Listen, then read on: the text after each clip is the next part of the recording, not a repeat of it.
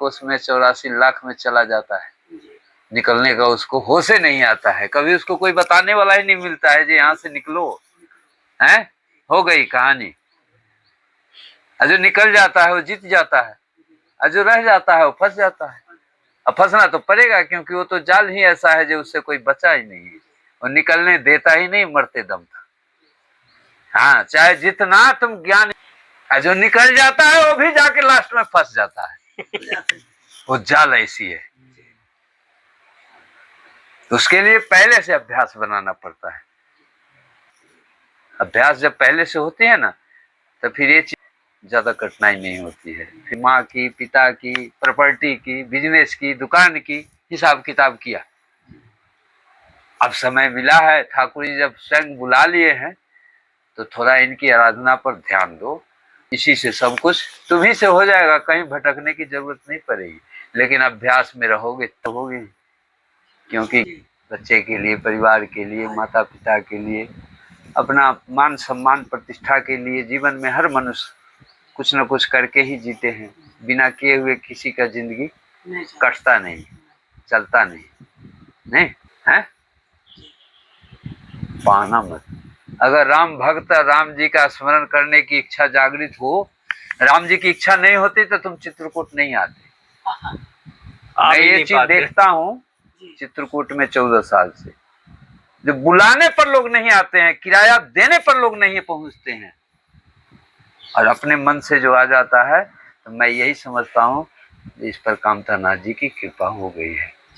हर धाम तुम चले जाओगे अपनी इच्छा से, हर धाम जितने भी देश में बने, चित्रकूट नहीं आ सकते बिना कामतगिरी की कृपा से। हाँ, क्योंकि इतनी पुण्यात्मा ये धरती है, इतना पुण्य है इस धरती पर, जो ये पुण्य तो वही पाता है जो सिर्फ उनको जानता है, वो उसको जानते हैं।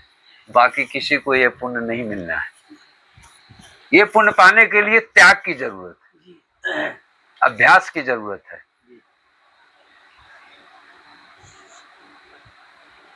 जब ये दो चीज होता है इस धरती पर रह के, तो अंदर से अनुभूति होती है इस चीज की, मैं किस धरती पर रह करके क्या कर रहा हूं, मेरा कर्म लीला कैसा चल रहा है, ये अनुभूति होती है अंदर से। तो इससे पता चलता है नहीं, मेरे अंदर कहीं जरूर जगह खाली है। तो ठाकुर जी इतनी अच्छी अच्छी बात को प्रेरणा देते हैं, अनुभूति दिलाते हैं। उनकी अनुभूति आज तक दिया हुआ हमारे समझ से, पर्सनल हमारी बात करो तो एको को फेल नहीं हुआ। जो भी अनुभूति हुई, जो प्रेरणा हुई, ठीक उसी के मुताबिक हमारा सारा लीला चलते रहा। तो मैं तो ये जानता हूं कि कामतगिरी की कृपा जिस पर हो जाए, जो अपने मन से आ जाए बिन बुलाए, तो समझो भगवान की ही कृपा है। तो कर्म तो करना ही पड़ेगा। ये शरीर जो मिला है मनुष्य को, ये भोग विलास और भोजन करने के लिए नहीं मिला है।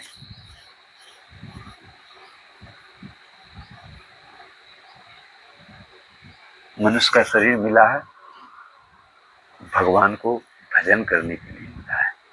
लेकिन कभी ये कलयुग के इंसान कहाँ पहुंच पाते हैं, नहीं पहुंच पाते हैं। वो आध्यात्मिक स्थिति में नहीं पहुंच पाते हैं जब भगवान क्या होते हैं, वो कैसे खुश होते हैं, क्या क्या करना पड़ता है उनको खुश करने के लिए, कितना ज्यादा से ज्यादा अपने शरीर को मैं सधा दूं उनके प्रति।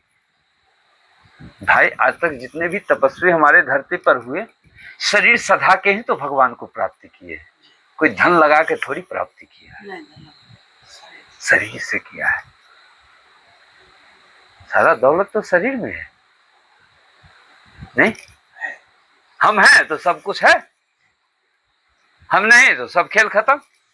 सपोज दैट जैसे मैं अभी यहाँ हूं, 10 आदमी बैठे हैं ना, सिर्फ मैं न रहूं 10 आदमी रहे तो इसकी गिनती नहीं होगी। फिर जो चौथा आदमी आएंगे उसकी गिनती नहीं होगी, वो नहीं रुकेंगे, कहेंगे क्या महाराज जी तो है ये नहीं है। सत्य महाराज, किससे बात करूं, किससे अपना हाल दुख सुनाऊं? तो ये सब सुना है। इसीलिए मनुष्य को सबसे पहले अपने शरीर पर ध्यान रखना चाहिए। खान पान पे ध्यान रखना चाहिए, नियम समय का ध्यान संयम रखना चाहिए, तो ऑटोमेटिक संस्कार बनने लगता है। अपने ही शरीर की क्रिया से शारीरिक संस्कार तैयार हो जाता है, लेकिन उसको करना पड़ता है, नित्य करना पड़ता है। ऐसा थोड़ी है 10 दिन किए, 10 महीना किए, अरे बहुत दिन से कर रहे हैं, अब हो गया बहुत, अब कुछ नहीं होता है। तो ऐसे आदमी तो जिंदगी भर करता रहेगा तो कभी कुछ नहीं होगा। तो होश संभालते, खाते पीते, माँ का दूध छोड़ते, रोटी पकड़ते, उसको 10 साल बीत जाते, कलम पकड़ते। 10 साल अगर भगवान का नाम अभी कल जुगते हैं, अरे बहुत भजन किया, अब भजन करने की जरूरत नहीं है, हो गया, देख लिए क्या है भगवान है क्या नहीं है, मिला। तो पहली चीज तो है, तुमने 10 साल किया तो तुम लेने के लिए किया, तुम लोभ से किया, स्वभाव से और भाव से नहीं किया। 10 साल क्या, भगवान तो 10 सेकंड में लीला दिखाते हैं।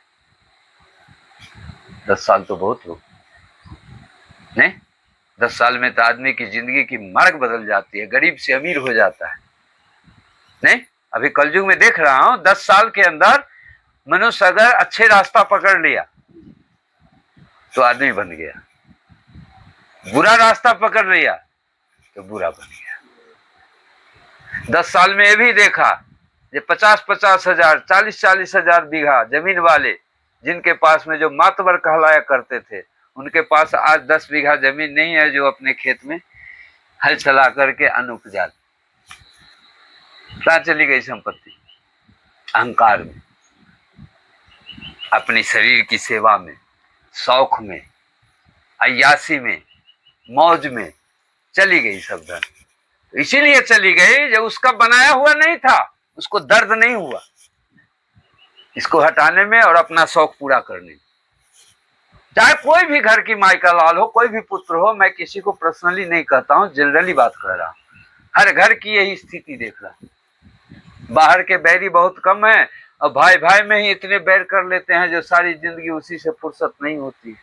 पहले तो देखा करते थे, आज से 50 साल पहले सुनते थे जो जेल बना है, उसमें कैदी रहता है, चोर रहता है, बदमाश रहता है, एक से एक नक्सलाइट रहता है। तो पहले 50 साल पहले रहते थे, चोर भी थे, बदमाश भी थे, नक्सलाइट भी थे, तो उनसे जेल पूरा भारत का भरा रहता था। अभी के समय में देखता हूं कि एक भी उग्रवादी, एक भी चोर, एक भी बदमाश जेल में नहीं है।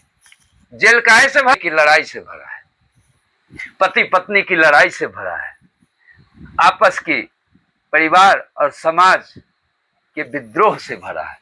कहाँ है को चोर डकैत नहीं है जेल में, सब इसी तरह के कैदी जेल में भरे। क्यों भाई? ये लड़ाई क्यों करते हैं? क्योंकि उनका अर्जा बनाया हुआ नहीं है, इसीलिए लड़ाई करते हैं। अगर उनका बनाया अर्जा हुआ रहे तो लड़ाई नहीं करेंगे, वो मनुष्य होंगे तो उसे त्याग देंगे, क्योंकि सुंदरकांड में लिख के दे दिए हैं तुलसीदास जी, बर भल बास नरक कर ताता, दुष्ट संग जनि देई विधाता। हे प्रभु, अगर मनुष्य में जन्म दिए हो, अगर दुष्ट का संगति हमें भाई ही क्यों ना हो, बाप ही क्यों ना हो, माता ही क्यों ना हो, तो मैं उससे लड़ू नहीं, झगड़ू नहीं, न मरूं न मारूं, उससे अलग हट जाओ, उससे अलग हट के जियो। तू भी तो मर्द है, अपने पैरों पर खड़ा होकर जीने के लिए तुम्हें भगवान ये शरीर दिए, किसी के धन पर खड़ा होकर के और किसी के सहारे जीने के लिए तुम्हें मनुष्य तन नहीं दिए, हम मर्द नहीं बनाए। तुम स्वयं अपने पैरों पर स्टैंड होकर के जी के दिखाओ और परमार्थ करो, लाते रहेंगे। जो दूसरे की परमार्थ में लगा रहता है ना, उसकी सेवा की उसको चिंता नहीं रहती, उसकी सेवा तो स्वयं ठाकुर जी आके करते हैं। कलयुग में ऐसा भाव देखा गया है, क्योंकि प्रत्यक्ष का प्रमाण है। यही कलयुग में 2-4 प्रमाण ऐसे हैं जिसको लोग माने या न माने। महाराष्ट्र के विट्ठल कौन बने? ठाकुर जी तो बने। किस कारण से? वहां आके मनुष्य शरीर धर के और भक्त को दर्शन दिए। घर में आके भक्त तो नहीं गया उनको खोजने के लिए, भक्त तो अपने माता पिता की सेवा में लीन रहता था, उसको सेवा से 1 मिनट फुर्सत नहीं होता था जो कहीं जाए। सेवा भी करता था माता पिता की और संतों की सेवा करता था, और वो कुछ नहीं करता था। कोई धूप दीप, कोई अगरबत्ती नहीं, कोई कहानी नहीं, कोई मंत्र जाप नहीं, सिर्फ सेवा। लेकिन ऐसी सेवा जो अभी तक 70-80 साल के अंदर में या 6000 वर्ष के अंदर में एक ही तो ऐसा महाराष्ट्र में निकला, नामदेव।